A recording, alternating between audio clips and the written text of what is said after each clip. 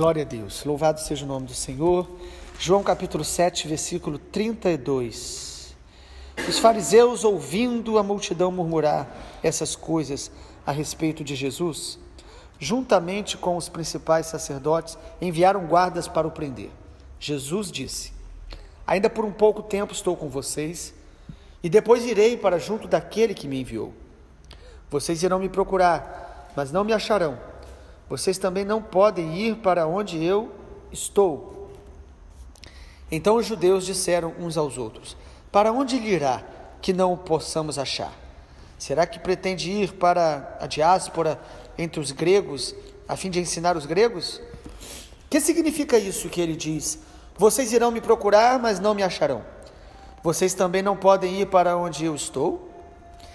No último dia, o grande dia da festa, Jesus se levantou e disse em voz alta: se alguém tem sede, venha a mim e beba. Quem crer em mim, como diz a Escritura, do seu interior fluirão rios de água viva. Isso ele disse a respeito do Espírito que os que nele crescem haviam de receber, pois o Espírito até aquele momento não tinha sido dado, porque Jesus ainda não havia sido glorificado. Quando ouviram essas palavras, alguns do meio do povo diziam: este é verdadeiramente o profeta. Outros diziam: ele é o Cristo. Outros, porém, perguntavam: por acaso o Cristo virá da Galileia? Não diz a Escritura que o Cristo vem da descendência de Davi e da aldeia de Belém, de onde era Davi? Assim houve divisão entre o povo por causa dele. Alguns queriam prendê-lo, mas ninguém lhe pôs as mãos. Os guardas voltaram à presença dos principais sacerdotes e fariseus, e estes lhes perguntaram: por que vocês não o trouxeram? Eles responderam: jamais alguém falou como este homem. Os fariseus disseram aos guardas: será que também vocês foram enganados? Por acaso alguma das autoridades ou algum dos fariseus creu nele? Mas este povo que nada sabe da lei é maldito. Nicodemos, um deles, que antes tinha ido conversar com Jesus, perguntou-lhes: será que a nossa lei condena um homem sem primeiro ouvi-lo e saber o que ele fez? Eles responderam: por acaso também você é da Galileia? Examine e verá que da Galileia não se levanta profeta. E cada um foi para a sua casa. Amém. Vimos na nossa última leitura, João capítulo 7, que diante de Jesus não há neutralidade. Quando se fala o nome de Jesus, se prega o nome de Jesus, sempre vai ter uma reação ou de aceitar e crer, ou de negar e resistir, e confundir Jesus, ou de negá-lo abertamente, ou de confundir Jesus com mais um líder de uma religião, com mais um profeta. E aqui no capítulo 7 isso fica muito claro. Os irmãos perceberam, quando lemos o primeiro trecho, até o versículo 31, que cada um falava acerca dele algo negativo. Agora na segunda parte, que lemos, assim dividimos este capítulo, a gente percebe que muitos começam a crer em Jesus. E o que afirmam acerca de Jesus aqui, muitas coisas, inclusive verdadeiras. Primeiro, no versículo 32, diz que os fariseus, quando ouviram a multidão falar sobre Jesus, mandaram guardas para o prender. Nessa região, sobretudo em Jerusalém, os judeus tinham essa autoridade, ainda que o governo fosse do Império Romano. Os judeus religiosos, eles tinham uma autoridade para até prender pessoas que sobretudo estivessem ameaçando a ordem religiosa ou a ordem pública. E aí, neste momento, onde se enviam guardas, Jesus fala mais algumas verdades. Versículo 33. Jesus disse: ainda por um pouco de tempo estou com vocês, depois irei para junto daquele que me enviou. Eles estavam discutindo sobre de onde veio Jesus, será que ele é o Messias? O Messias não viria da Galileia? E Jesus fala: na verdade quem me enviou foi o Pai. Eu nasci, ele nasceu em Belém, ele morou em Nazaré, mas quem o enviou foi o Pai. Jesus está dizendo: eu não sou deste mundo, eu vim enviado pelo Pai, e olha, para onde eu vou vocês não podem ir. Aí que eles ficavam mais confundidos ainda, mais confusos. Eles falaram: será que ele está querendo ir para a dispersão dos gregos? Alguns judeus estavam em outras regiões, mas ele estava falando aqui da ressurreição, da volta para o Pai. Amado, essa segunda parte de João capítulo 7, eu quero trazer uma palavra sobre: nós só conhecemos Jesus quando Ele se revela a nós. É Jesus que se revela a nós. E nós já falamos isso, que Jesus se revela à medida da nossa sinceridade. Ele se revela à medida que nós queremos conhecer a verdade. Então Jesus aqui está falando coisas que são verdades, mas são espirituais. Nós não vamos conhecer e experimentar, desfrutar de Jesus apenas com a nossa mente, apenas com o nosso intelecto, apenas com a nossa força de vontade. Amado, a revelação de Jesus, ela é dada aos que buscam com sinceridade, humildade. A revelação de Jesus é dada aos que não querem viver e fazer a sua própria vontade, mas querem conhecer e fazer a vontade de Deus. Quanto mais eu e você desejarmos conhecer e fazer a vontade de Deus, mais revelação teremos de quem Jesus é, dos planos, da vontade dele para se manifestar na nossa vida.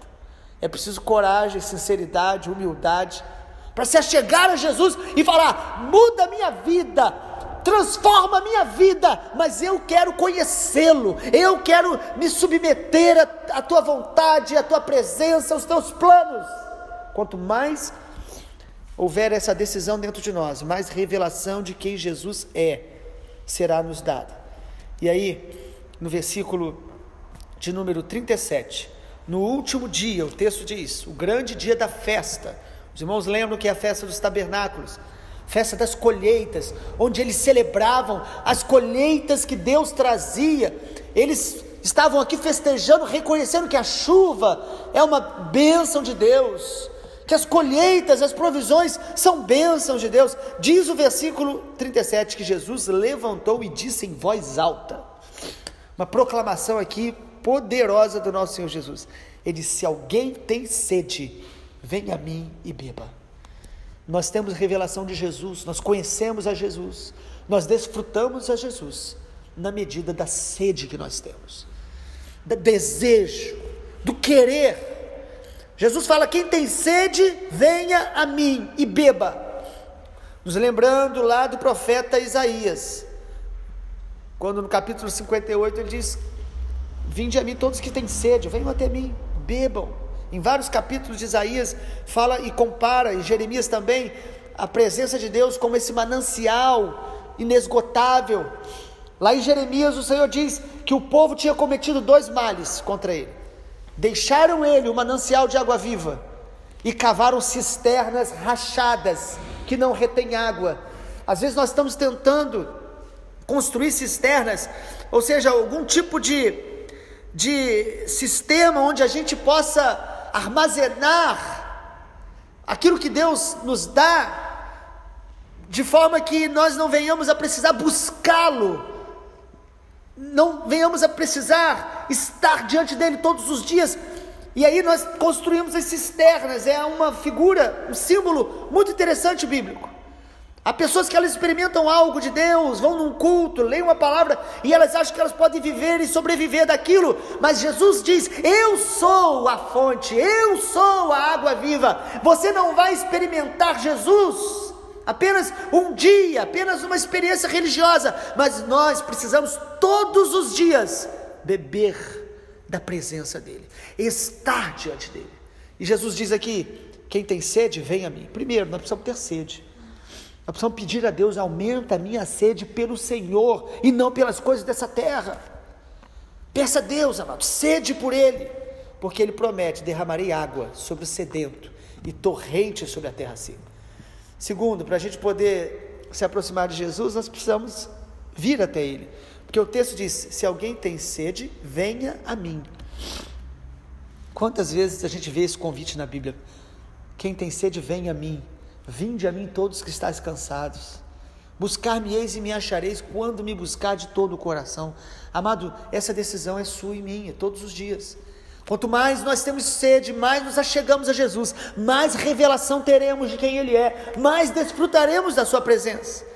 E não apenas ter sede e vir a Ele, mas o texto diz, e beba. Ninguém pode beber água por nós. Nós precisamos abrir o coração para que a presença, a palavra, a natureza de Jesus, as verdades do reino de Deus entrem em nós, permaneçam em nós, sejam gravadas dentro de nós. Amados, vocês que estão me ouvindo constantemente aqui na congregação e os irmãos que recebem a palavra por áudio, nós temos conhecido a palavra de Deus, mas a palavra precisa penetrar profundamente em nós. Inclusive nós que ministramos a palavra, isso não nos torna justos somente porque nós estamos falando a verdade. Nós precisamos, amados, ser tomados pela verdade. Nós precisamos ser encharcados por essa verdade. Amado, a palavra de Deus que você conhece, que eu e você estamos ouvindo, ela precisa se tornar para nós vida, precisa se tornar para nós mais real do que a realidade que vemos ao nosso redor. Porque, amado, todos os dias nós vemos coisas que nos escandalizam, que nos preocupam, muitas vezes que nos entristecem, mas quando a gente se enche da presença de Jesus, da palavra dele, a realidade da presença de Deus se torna maior do que aquilo que está ao nosso redor, e é isso que nos torna convictos de que vale a pena se santificar, de que vale a pena pregar o Evangelho, de que vale a pena investir no reino de Deus, de que vale a pena chorar por aqueles que estão perdidos, até que eles conheçam a Jesus. Esta revelação é dada por Jesus. Quando nós temos sede, buscamos e bebemos dele. E aí Jesus tem uma promessa maravilhosa, versículo 28, ou melhor, 38. Quem crê em mim, como diz a Escritura, do seu interior fluirão rios de água viva.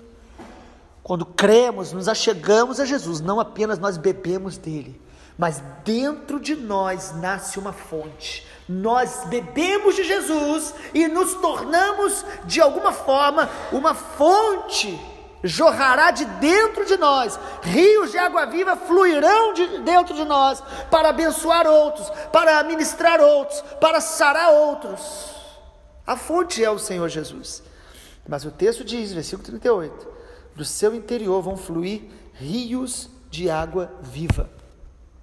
E essa figura, mais uma vez, da água viva, que não é aquela do mar, que muitas pessoas confundem, mas a água viva que é aquela água, ou aquele rio subterrâneo, uma água que flui constantemente.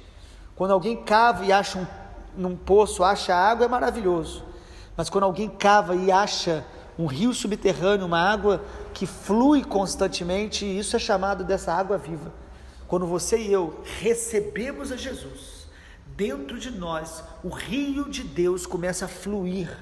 Que rio é esse? O texto deixa claro, versículo 39, isso ele disse a respeito do Espírito, que os que nele crescem haviam de receber, pois o Espírito até aquele momento não havia sido dado.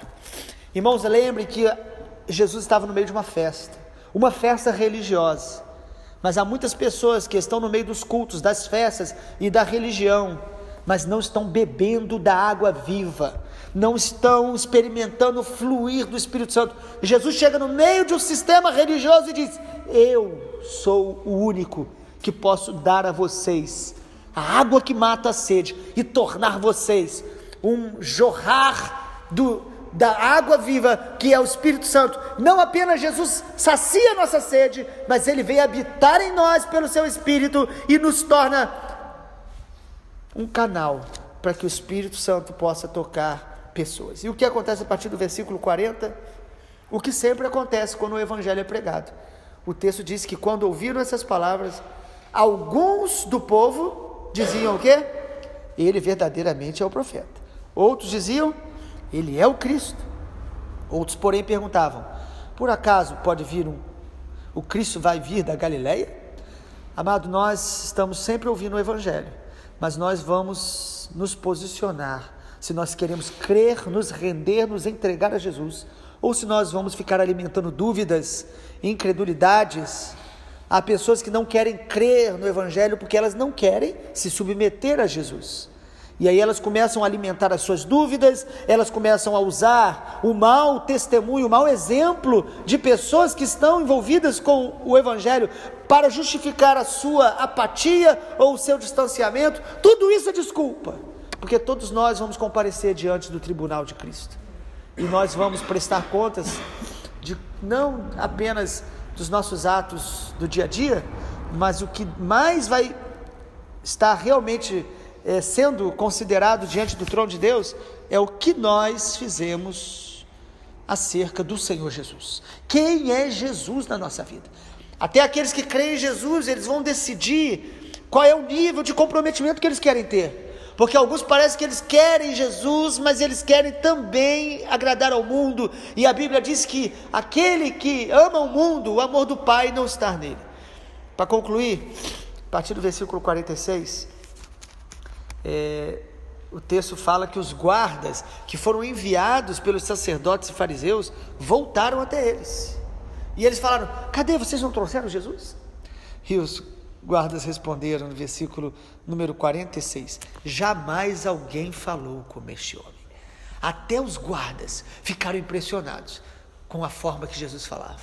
E não porque Jesus estudou sim, ele leu, ele aprendeu como homem, mas ele era cheio do Espírito Santo, ele era capacitado pelo Espírito Santo. Isso impressionava as pessoas. Eles diziam sobre Jesus: ué, mas ele não estudou com os rabinos, porque alguém para pregar daquele jeito, todos eles tinham rabinos que ensinavam, e Jesus falava: não, o Pai me enviou, e o Espírito Santo é quem ensinava. E ele deixa até os guardas surpresos, e os fariseus dizem: até vocês foram enganados? Às vezes, amado, está muito claro que nós precisamos mergulhar mais fundo em Jesus, e nós estamos com medo, nós estamos criticando, porque os fariseus não queriam perder o controle. Às vezes nós não queremos perder o controle. Às vezes a própria igreja, no sentido de sistema, pode também resistir a uma obra mais profunda de Deus, porque ela quer ter o controle. E aí no meio desse cenário aparece Nicodemos mais uma vez. E Nicodemos diz: mas será que a gente pode condenar alguém sem primeiro ouvi-lo? E eles dão uma resposta também: você também é da Galileia? Examine que você vai ver que da Galileia não se levanta profeta. Sabe, amado, os fariseus e sacerdotes usavam a teologia para justificar a dureza do coração deles. Amado, não justifique. Quando eu e você percebemos que o nosso coração não está realmente incendiado pelo amor de Deus, coerente com as verdades de Deus, o que nós temos que fazer é nos humilhar, é pedir ao Senhor misericórdia e pedir para o Espírito Santo abrir os nossos olhos para que nós possamos ter e andar na revelação de quem Jesus é, desfrutar da intimidade com Ele, e não viver de explicações e justificativas. Quando falamos sobre vida de oração, as pessoas dizem: é muito difícil, não tenho tempo. Quando falamos da obra missionária, as pessoas dizem: eu não posso ir, ou também não posso investir, porque temos os nossos próprios gastos. Quando falamos muitas vezes de discipulado, quem sou eu para discipular alguém, fazer algum discípulo? Eu estou precisando que cuidem de mim. Tudo isso é engano. Se nós quisermos viver uma vida em Cristo Jesus e nos humilharmos diante dele, ele vai nos encher do Espírito Santo. Nós vamos conhecê-lo e amá-lo de maneira tão intensa que nós não vamos orar por obrigação, nós vamos ter deleite na oração, prazer. Que nós não vamos investir em missões achando que estamos fazendo grandes coisas. Pelo contrário, vamos fazer e sempre perceber que é muito pouco. Nós não vamos discipular alguém porque houve um esquema da igreja, um método, ainda que a gente possa usá-los. Nós vamos discipular porque a vida de Jesus é em nós, ela vai ser transferida para alguém naturalmente. Sabe, amado, nós precisamos ser cheios do Espírito Santo. Que o Senhor nos dê sede para que a gente conheça Jesus como Ele é a cada dia e desfrute da presença dEle e manifeste o seu amor. Pai, muito obrigado por essa manhã, pela palavra do Senhor que é alimento, a palavra do Evangelho de João que foi escrito para que creiamos que Jesus é o Filho de Deus e crendo tenhamos vida em seu nome. Jesus, nessa palavra, aumenta a nossa sede pela Tua presença. Aumenta a nossa sede pela intimidade do Senhor. Não nos deixe entregues aos nossos próprios sentimentos. Não nos deixe entregue às nossas distrações.